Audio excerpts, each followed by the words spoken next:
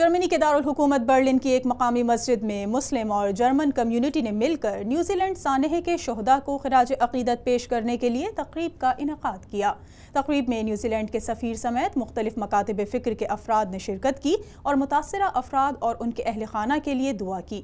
مزید بتا رہی ہیں مہوش خان اپنی اس رپورٹ میں۔ نیوزی لینڈ سانحے کو ایک ہفتہ گزر جانے کے باوجود پوری دنیا میں شہداء کو خراج عقیدت پیش کرنے کے لیے تقریبات کا سلسلہ جاری ہے۔ اسی سلسلے میں جرمنی کے دارالحکومت برلن کی ایک مقامی مسجد مولانا مسجد میں برلن کی مسلم کمیونٹی اور جرمن کمیونٹی نے مل کر ایک تقریب کا انعقاد کیا، جس میں نیوزی لینڈ کے سفیر سمیت دیگر شرکاء نے اس واقعے کی شدید الفاظ میں مذمت کی۔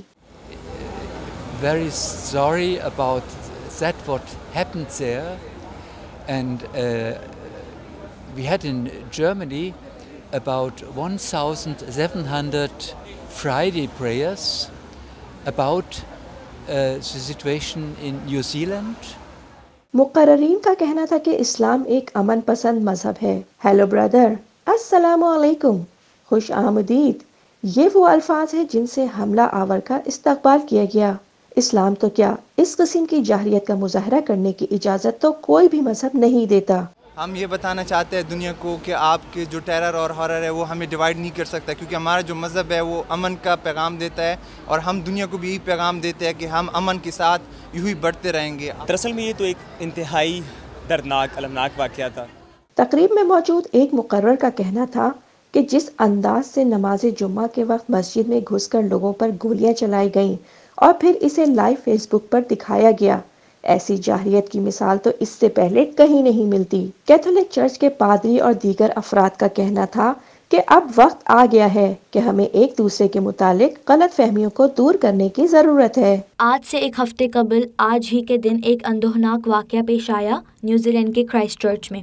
مسجد کے اندر 50 نمازیوں کو شہید کر دیا گیا، اور آج ہم یہاں ان کی یاد میں اور ان کے اہل خانہ سے اظہار یکجہتی کے لیے کھڑے ہیں۔ ہم اپیل کرتے ہیں کہ لوگ ایک دوسرے کے ساتھ امن و ہم آہنگی سے رہیں۔ نیوزی لینڈ کے سفیر نے سفارت خانے سے باہر آ کر شرکاء سے فرداً ملاقات کی اور میڈیا سے بات کرتے ہوئے کہا کہ سانحہ واقعی قابل مذمت ہے، مگر ہم شہداء کے ساتھ کھڑے ہیں۔ The world changed for New Zealand a week ago. You know, this terrible terrorist attack on our Muslim community has just, broken our heart, but it's not going to change the country. We still intend to be, the tolerant, inclusive and welcoming country.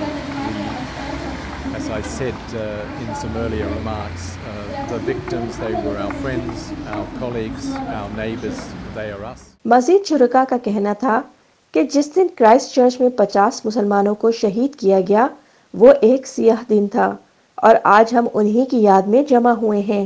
یہ بات حقیقت ہے کہ امت مسلمہ پوری دنیا میں ایک ہی ہے، اور نیوزی لینڈ کے اس سانحے نے ہمیں اس بات کا احساس دلایا ہے کہ دنیا میں مسلمان کہیں بھی ہوں وہ ایک امت کے طور پر ہیں۔ Voice of South Asia, Mahwish Khan, Berlin, Germany.